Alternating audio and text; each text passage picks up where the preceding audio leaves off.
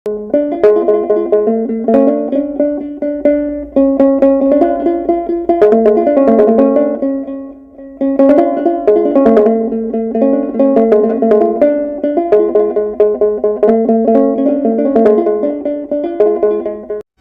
አብ ወወልድ ወመንፈስ ቅዱስ አሐዱ አምላክ።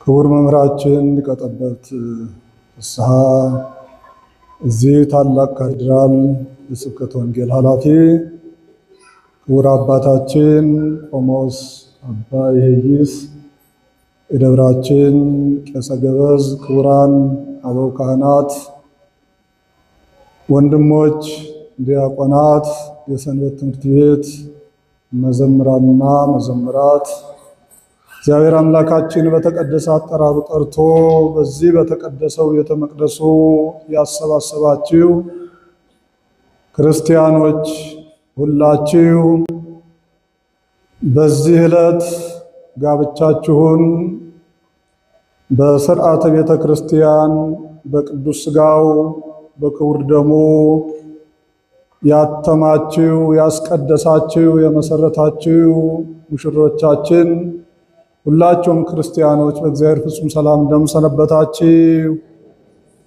እንደምን አደራችሁ? አምላካችን ቅዱስ እግዚአብሔር በቸርነቱ ጠብቆ ከዚህ ዕለት ከዚህ ሰዓት ስላደረሰን በቤተ መቅደሱ ስላሰባሰበን ስሙ ለዘላለም የተመሰገነ ይሁን። የትምህርታችን ርዕስ የሚሆነው ተፈቅዷል የሚል ይሆናል። የመጽሐፍ ቅዱስ ቃል ነው። እኔ በራሴ ከራሴ አመንጭቼ ከራሴ በፍልስፍና ያመጣሁት አይደለም። የማቴዎስ ወንጌል ምዕራፍ 12 ቁጥር 12 ላይ የምናገኘው ኃይለ ቃል ነው። ምን የሚለው ተፈቅዷል። የሚገርም ነው። ፈቃድ ትፈልጋላችሁ አይደል? እንዲፈቀድላችሁ ትፈልጋላችሁ። ብዙ የምናስፈቅዳቸው ነገሮች አሉ አይደል? ፈቃድ አጥተንባቸው የተቀመጠ መቼ ይፈቀድልን እያል ደጅ የምንጸናቸው ነገሮች አሉ። ተፈቅዷል የሚል ወሬ ስትሰሙ፣ የሚል ዜና ስትሰሙ አትደሰቱም? ደስ አይላችሁም? ስለዚህ ተፈቅዷል። ምኑ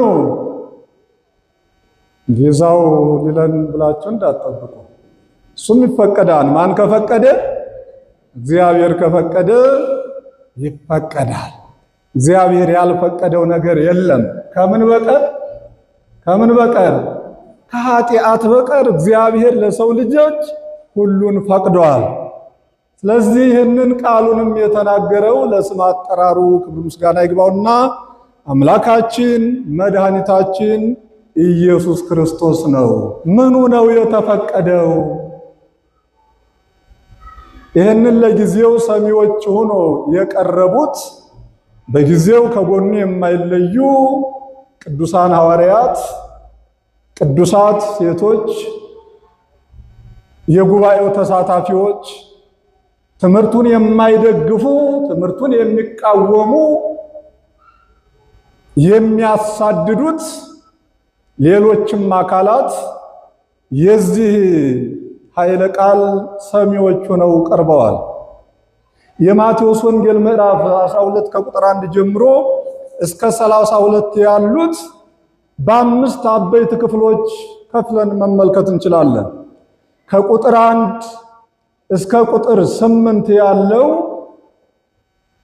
ጸሐፍት ፈሪሳውያን የጌታችንን ደቀ መዛሙርት ሐዋርያትን የከሰሱበትንና ጌታችን የጸሐፍት ፈሪሳውያንን ክስ በሐዋርያት ላይ የማይገባ ያቀረቡትን የማይገባ ክስ ውድቅ እንዳደረገው የሚገልጽ ነው። ምኑን ነው ውድቅ ያደረገው?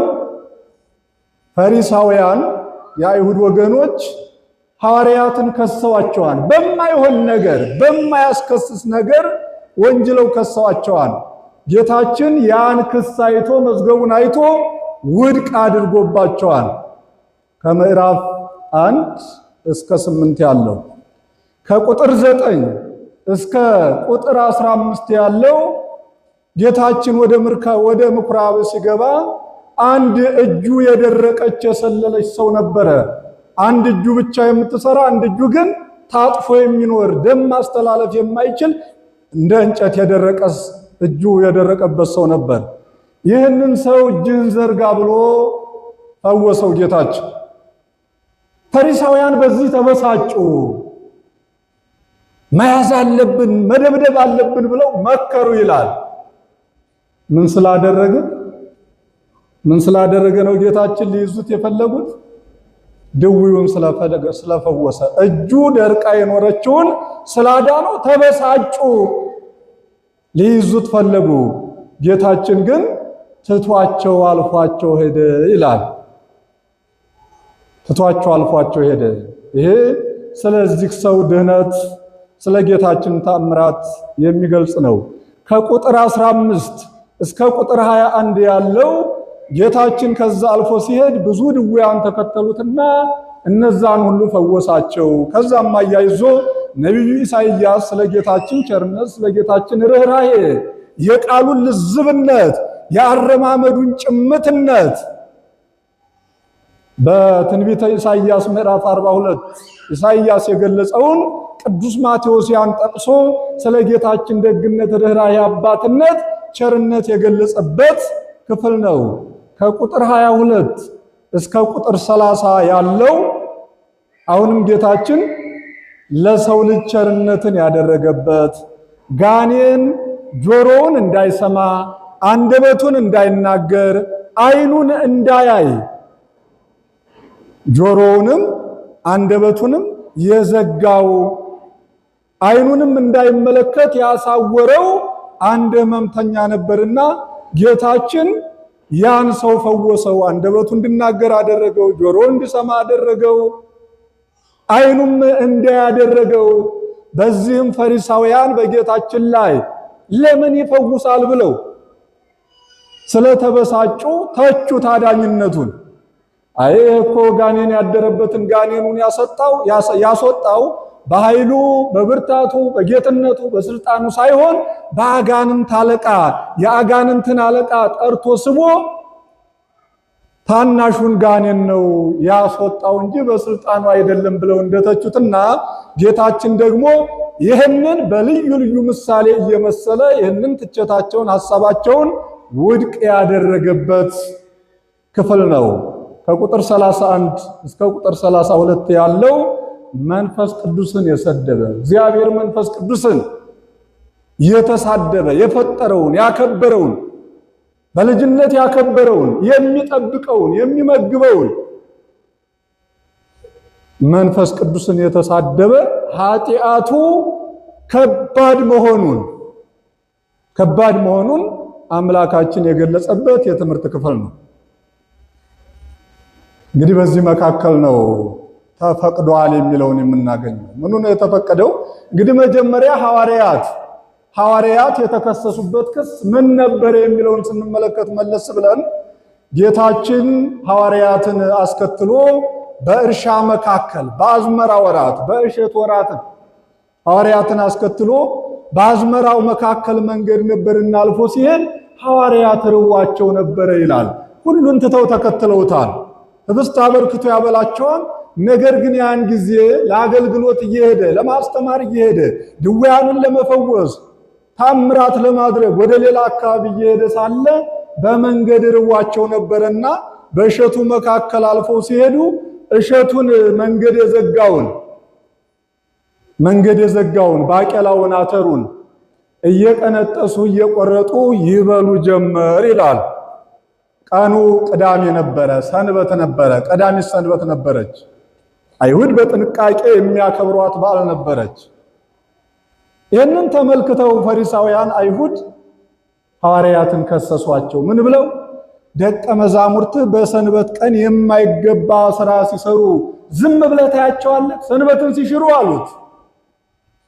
አሁን በእሸት መካከል አልፎ ሲሄዱ እሸት ቀንጠስ አድርጋችሁ ብትበሉ ሰንበትን ሻራችሁ ማለት ነው?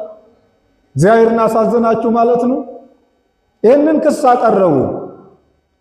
ምሳሌ መሰለላቸው። በኦሪት የተጻፈውን አመጣላቸው።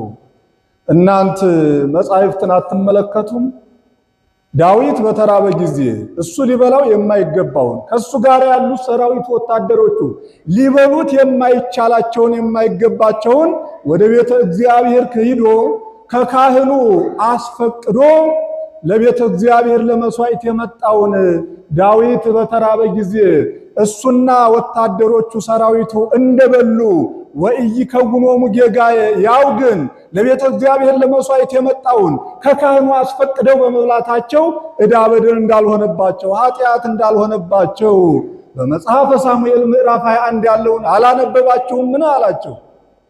ይህንን ታሪክ የዳዊትና የሰራዊቱን ከቤተ እግዚአብሔር ሄዶ በዛ በበረሃ እየተንከራተተ በነበረበት ሰዓት ካህኑን አስፈቅዶ እባክህ ለመስዋዕት የመጣ ህብስት ካለ ስጠኝ ብሎ ጾማችንን ሰንብተናል ልንሞት ነው ብሎ ነግሮ አስፈቅዶ ይዞ ሄዶ በልቷል። ይሄ የሚገባው ለመስዋዕት የመጣው ለካህናቱ ነበር። ነገር ግን ዳዊት አስፈቅዶ ከሰራዊቱ ጋር ለመስዋዕት የመጣውን በመመገቡ ዕዳ በደል እንዳልሆነበት በእጃችሁ ካለው ቅዱስ መጽሐፍ ላይ አለ። ይህንን አላወቃችሁምን? ዳዊት ዕዳ በደል ካልሆነበት ይህም ብቻ አይደለም። ካህናት ቤተ መቅደስን በዕለተ ሰንበት ሲያገለግሉ ከድካማቸው ጽናት የተነሳ መስዋዕቱን ሲሰዉ፣ በሬውን ሲያርዱ፣ ላሙን ሲያርዱ፣ ሲያወራርዱ ላባቸው ጠብ እስኪል ድረስ እኔን ለማገልገል ለማስደሰት የታዘዘውን የመስዋዕቱን ስርዓት ለማከናወን ሰንበትን ሲሽሩ ዕዳ በደል እንዳልሆነባቸው ኃጢአት እንዳልሆነባቸው አላነበባችሁምን? ይህን ብታነቡ ኖሮ እኔን የሚያገለግሉ አማናዊ ቤተ መቅደስ እኔን የሚያገለግሉ አምላካቸውን ፈጣሪያቸውን ላድናቸው የመጣሁትን እኔን ጌታቸውን ሲያገለግሉ ሐዋርያት በቀዳሚ ሰንበት ያውም ደግሞ እርቧቸው ያውም ደግሞ እሸት ቀንጥሰው ሲበሉ ባልከሰሳችኋቸውም ነበር። ያግባብ አይደለም። ሰንበት የተፈጠረችው ለሰው ልጅ ረፍት ትሆን ዘንድ ነው። ሰው ለሰንበት አይደለም የተፈጠረው። የሰንበት ጌታዋ ደግሞ የሰንበት ፈጣሪዋ ደግሞ እኔ ነኝ አላቸው። እኔን የሚያገለግሉ ሐዋርያት እኔን ሲያገለግሉ ሰንበትን ሻሩ ብላችሁ ተከሷችኋላችሁ። ያግባብ አይደለም ብሎ ይህንን ውድቅ አደረገባቸው የፈሪሳውያንን ክስ። እውነት ነው። አሁን እኛ ቁመን እናድራለን አይደል? ወገባችን እስኪንቀጠቀጥ ድረስ ቁማችሁ ታስቀድሳላችሁ። ወገባችሁ እስኪንቀጠቀጥ ድረስ ቁማችሁ ስታስቀድሱ ይደክማችኋል? አይደክማችሁም? አይደክማችሁም? እኔ ብቻ ነው መሰል የምጮኸው አይደል? ይብቃል። ስታስቀድሱ ቁማችሁ ይደክማችኋል? አይደክማችሁም? ይደክማችኋል። ድካም አለ። ቀኑ መቼ ነው? ዛሬ ማን ነው ቀኑ? ሰንበት ነው አይደል? በሰንበት ደግሞ ድካም ያስፈልጋል፣ መድከም ያስፈልጋል። በስጋዊ ስራ መድከም አያስፈልግም። በመንፈሳዊ አገልግሎት ግን መድከም ያስፈልጋል። ድካም ቢሰማን እንኳን ሰንበትን ሻሩ እንባላለን? አንሽር። ማንን ለማገልገል ስለሆነ? የሰንበትን ጌታ ሰንበትን ለሰው ልጅ ረፍት አድርጎ የሰጠንን አምላክ ለማገልገል ስለሆነ ቢደክመን ላባችን ጠብ እስኪል ድረስ ብንዘምርም ብንቀድስም ብናገለግልም ብንቆምም ብንወድቅም ብንነሳም የሰንበትን ጌታ የሰንበትን ፈጣሪ ለማገልገል ስለሆነ ዕዳ በደል አይሆንብንም። ለዚህ ነው ሐዋርያትን በሰንበት ቀን ፈጣሪያቸውን ሲያገለግሉ እሸት በሉ ብለው የከሰሷቸውን የፈሪሳውያን ሐሳብና ክስ ውድቅ ያደረገበት። ዛሬም እኮ እግዚአብሔርን ለማገልገል በሰንበት ጧት ተነስተን ስንመጣ የሚተቹን ብዙዎች ናቸው አይደለም?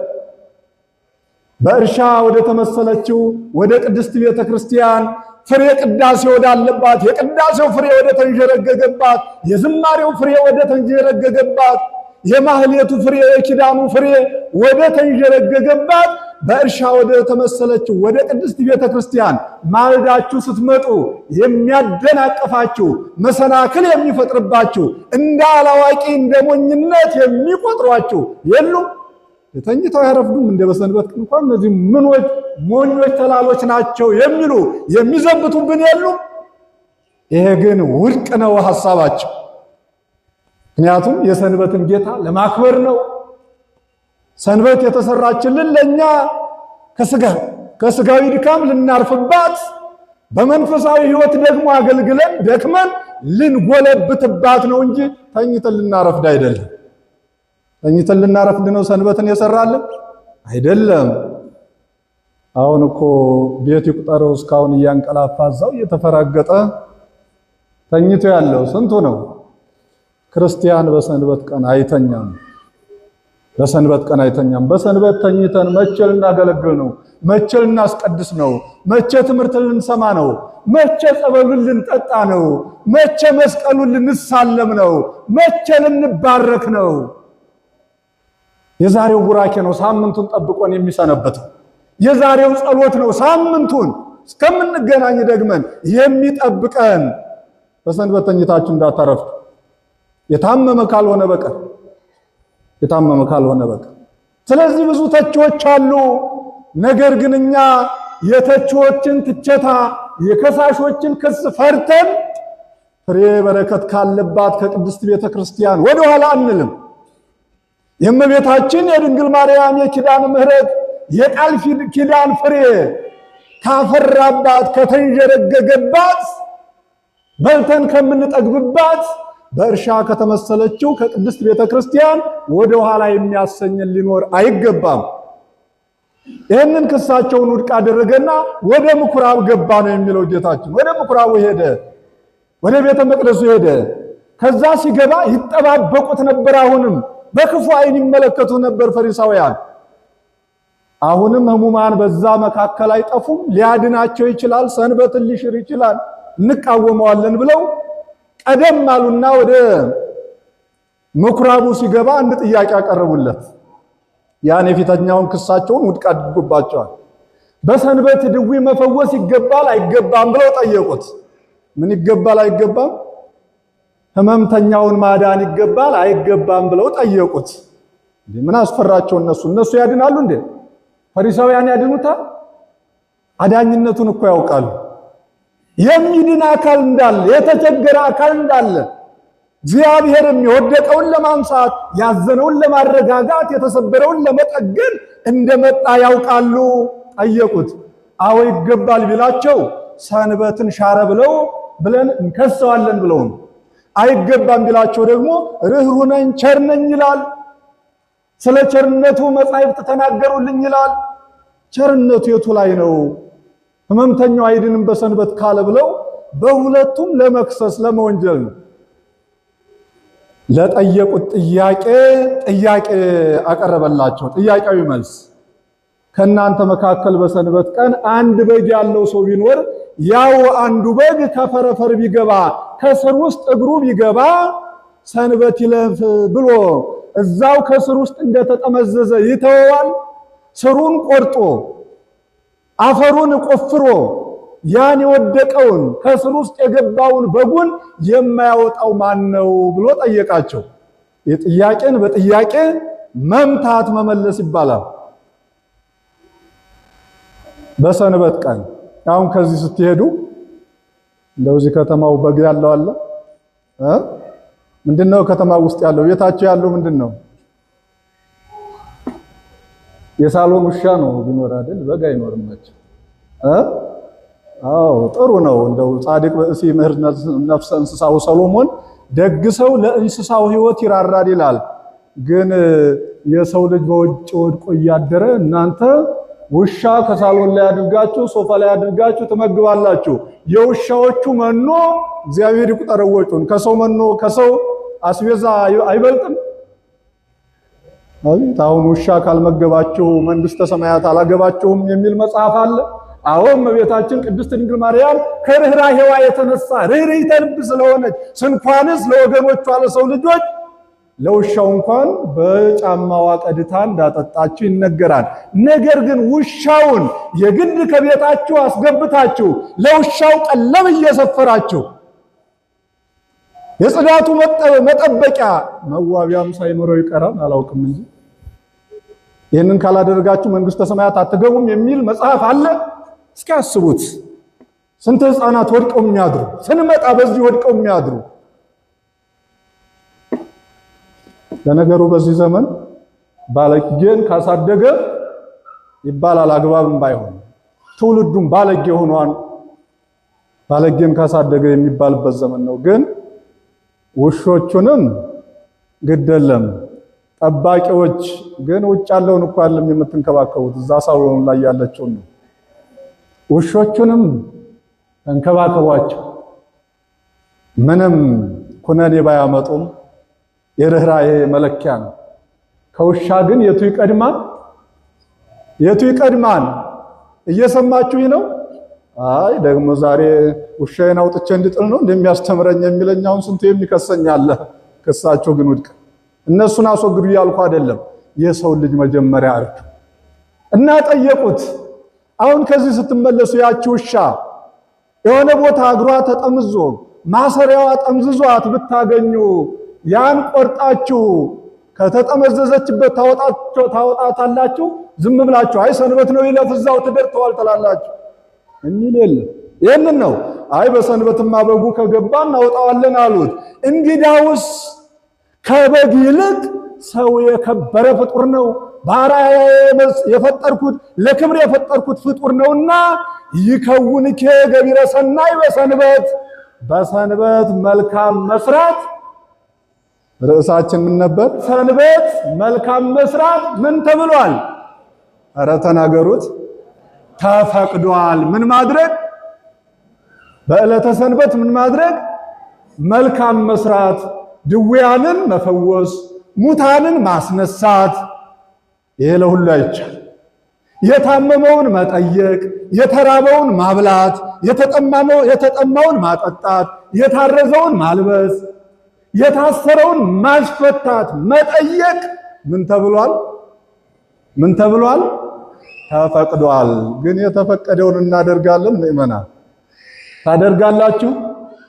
ምን ማድረግ ነው የተፈቀደው? ገቢረ ሰናይ መልካም ማድረግ ተፈቅዷል። በሰንበት ብቻ ነው እንደ መልካም ማድረግ የተፈቀደው? በሌላው ቀን መልካም መስራት አልተፈቀደም? በሰንበት ብቻ አይደለም የጠየቁት ሰንበትን ድውያንን በመፈወስ ሻረ ስላሉት እንጂ በየትኛውም ጊዜ መልካም መስራት ተፈቅዷል። ይህንን አለና ያን እጁ የደረቀችውን ሰው ለሰው እኮ ያሳያትም። እጁን በልብስ ደብቆ የደረቀችውን ስራ መስራት የማትችለውን ደም ማስተላለፍ የማትችለውን እጁን አንተ ሰው ና አለው። ከሰው መካከል ና አለው። በደብቆ ይዟታል። አላሳየውም። ይኸው እኮ ፈውሰኝ እጄ ደርቃለች መፍትሄ አጥቻለሁ ብሎ እኮ አልነገረውም። ሁሉን የሚያውቅ ነው አምላካችን። ቸርነቱ ብዙ ነው። ለስም አጠራሩ ክብር ምስጋና ይግባው። ና ብሎ ጠራና በሕዝቡ መካከል አቆመው። ከዛ በኋላ በለደበካትን የደረቀችውን እጅህን ዘርጋ አለው። ምን አለው? እስኪ ተናገሩት። ምን አለው? እጅህን ዘርጋ። እጅህን ምን በል? እጃችሁን ዘርጉ። እጃችሁን ዘርጉ። እጅህን ዘርጋ አለው አምላካችን። ያን ጊዜ የደረቀችውን እጁን በቅጽበት ሲዘረጋ ተዘርግታ እኮ አታውቅም፣ ታጥፋ ደርቃለች። እጁን ዘረጋ። ወኮነት ከመካልኢታ ቀኝ እጁን አደርቃ የኖረችው ያሉ እንደሆነ እንደ ግራ እጁ እንደ ጤናማ ሆነች፣ ዘረጋት። ይህንን ያደረገ አምላካችን ስሙ ለዘላለም የተመሰገነ ይሁን። አመስግኖት። ይህንን አምላክ ነው የምናመልከው። ይህንን አምላክ ነው የምናመልከው።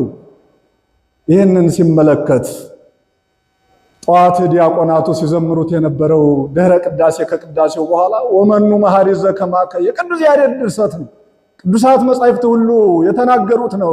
እንዳንተ ያለ አምላካችን ከኖህ ጋር ቃል ኪዳንን ያደረክ ለእስራኤል ልጆች 40 ዘመን በምድረ ሲና በሲና በረሃ ሲጓዙ መናን ከደመና ያወረድ ውሃን ከጭንጫ እያፈለቅ የመገብክ ሰንበትን ለሰው ልጆች ረፍት የሰራክ እንዳንተ ያለ ይቅር ባይ ማን ነው ይላል። እንዳንተ ያለ ይቅር ባይ ማን ነው? አምላካችን እንደ አምላካችን ያለ ይቅር ባይ ማን አለ? እንደ አምላካችን ያለ ርኅሩህ ማን አለ? መፍትሄ ያጣውን ሰው እጅህን ዘርጋ ብሎ እጁ እንዲዘረጋ ያደረገ እንደ አምላካችን ያለ ማን አለ? ክርስቲያኖች ማን አለ? እጅህን ዘርጋ አለው። እጁን ዘረጋ። ወገኖች ዛሬ ስንቱ እጁ የታጠፋል። ስንቱ እጁ የሰለለ አለ።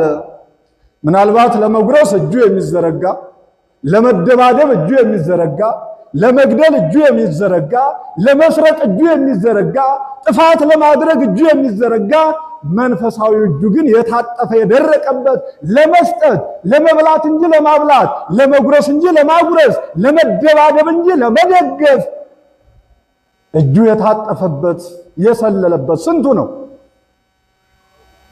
ምናልባት የውጨኛው እጅ የሚንቀሳቀስ የሚመስለው ነገር ግን ለመስጠት ለመለገስ ለስጦታ እጁ የተሰበሰበበት ሰይጣኑ ሳጣዊ እጁን መንፈሳዊ እጁን ያሰረበት ስንቱ ነው። እንረዳዳለን፣ እንደጋገፋለን። ለመጉረስ እንጂ ለማጉረስ እጃችን ይዘረጋ እናንተን አይደለም። በእናንተ ሌላውን የማይዘረጋውን ነው መጽሐፍ የሚወቅሰው። እጃችሁን ዘርጉ። እጅ የሚዘረጋው ደግሞ ማን በመካከላችን ሲገኝ ነው? ያ እጁ ሰሎ ደርቆ የኖረው ማን ወደሱ ሲመጣ ነው እጁ የተዘረጋለት? ፈጣሪ ሰማያት ወምድር ሁሉን ማድረግ የሚችል አምላካችን እግዚአብሔር በፊቱ ሲገኝለት ከሱ ጋር ሲሆን ነው እጁ የተዘረጋው። እጃችን እንዲዘረጋ ውሳጣዊ እጃችን ለጸሎት እንዲዘረጋ፣ ለመስጠት እንዲዘረጋ፣ የወደቁትን ለማንሳት እንዲዘረጋ፣ ለመለገስ፣ ለማጉረስ፣ ለማልበስ እንዲዘረጋ ማን ከኛ ጋር ይሁን? ማን ከኛ ጋር ይሁን? እግዚአብሔር ከኛ ጋር ይሁን። ይህንንም ደግሞ ፈሪሳውያን ተቃወሙት። እንደውም ጥርሳቸውን አፋጩና ሊይዙት ሊደበድቡት ፈለጉ ይላል። ምን አይነት መቀኝነት ነው እናንተ? ምን አይነት ክፋት ነው? ሐዋርያትን ከሰሱ። ይህም ደግሞ ለምን አዳነው ብለው ከሰሱ። ጌታችን ግን አልፎ ትቷቸው ሄደ ነው የሚለው። ከዛ አልፎ ሄደና ደግሞ ጋኔን ክፉ ነውና እንዳይሰማ ጆሮውን የነሳው የዘጋው፣ እንዳይናገር አንደበቱን ያሰረው፣ እንዳያይ ዓይኑን ያሳወረው አንድ ሕመምተኛ ነበረ። እሱንም ዓይኑን እንዳበሰና ዓይኑ እንዲበራለት አደረገ፣ አንደበቱ እንዲናገርለት አደረገ፣ ጆሮው እንዲሰማ አደረገው። ይህንን ነው ወመኑ መሐሪ ዘከማከ ፈጣሪያችን አምላካችን ጆሮን እንዲሰማ የምታደርግ፣ አንደበት የታሰረውን አንደበት የምትፈታ፣ የታወረውን ዓይን የምታበራ እንዳንተ ያለ ቸር ይቅር ባይ ርኅሩህ ማን አለ ብሎ የተናገረው ይህንን ሕመምተኛ ችግሩን አስወገደለት። ዛሬ ስንታችን በኃጢአታችን ዓይናችን ያወረው ሰይጣን፣ ምቀኝነት፣ ክፋት ዓይናችንን ያሳወረው የወደቁትን እንዳናይበት እንዳናነሳበት ጆሮአችንን መልካሙን የእግዚአብሔርን ዜና ወንጌልን፣ የወንጌልን ትምህርት፣ የቅዳሴውን ዜማ፣ የሰዓታቱን፣ የማህሌቱን፣ የኪዳኑን ድምፅ እንዳንሰማ ጆሮአችንን የዘጋብን ሰይጣን የዘጋብን ስንቶች ነን። ዛሬ አንደበታችን መልካም ነገር እንዳይናገር፣ ሰዎችን የሚያጽናና ቃላት ከአንደበታችን እንዳይወጣ፣ አንደበታችን ለክፋት ካልሆነ በቀር አንደበታችን የዘጋብን ስንቶች ነን። አምላካችን ዓይናችንን እሱ እንድንመለከት የእሱን መልካም ስራ እንድንመለከት የወደቁትን ለማንሳት እንድናይ ዓይናችንን ይግለጽልን። አንደበታችንን መልካም ዜናን አውጥተን የሚያጽናና ቃላትን አውጥተን ያዘኑትን እንድናጽናና አንደበታችንን ይክፈትልን። የእግዚአብሔርን ድምፅ ብቻ እንድንሰማ፣ መልካሙን የወንጌልን ዜማ እንድንሰማ፣ የቅዳሴውን ዜማ እንድንሰማ፣ የእመቤታችን ቃል ኪዳን እንድንሰማ፣ የቅዱሳኑን ቃል ኪዳን እንድንሰማና እንድንባረክ አምላካችን ሰይጣን የዘጋውን ጆሮአችንን ይክፈትልን። ምን ተብሏል? ምን ተብሏል? ተፈቅዷል። ወገኖች መልካም ስራ መስራት ተፈቅዷል። ያልተፈቀደው ኃጢአት፣ ምቀኝነት፣ ክፋት፣ ዝሙት፣ ሰውን ማሳደብ፣ መለያየት፣ ዘረኝነት፣ ንፉግነት ነው ያልተፈቀደው። መልካም ስራ ሁሉ ተፈቅዷል። የተፈቀደውን መልካሙን ስራ ሰርተን በእናታችን በእመቤታችን የቃል ኪዳን ምልክታችን በሆነችው ፍሬ ክርስቶስን እሷ እርሻ ሆና የማክሰኞ እርሻ ተብላ የተገለጸች እመቤታችን ፍሬ ክርስቶስን እንድንመገብ የሰጠችን የእመቤታችን የድንግል ማርያም አማላጅነት አይለየን። መልካሙን የተፈቀደውን ስራ ሰርተን መንግስቱን እንድንወርስ የአምላካችን ፈቃድ ይሁንልን።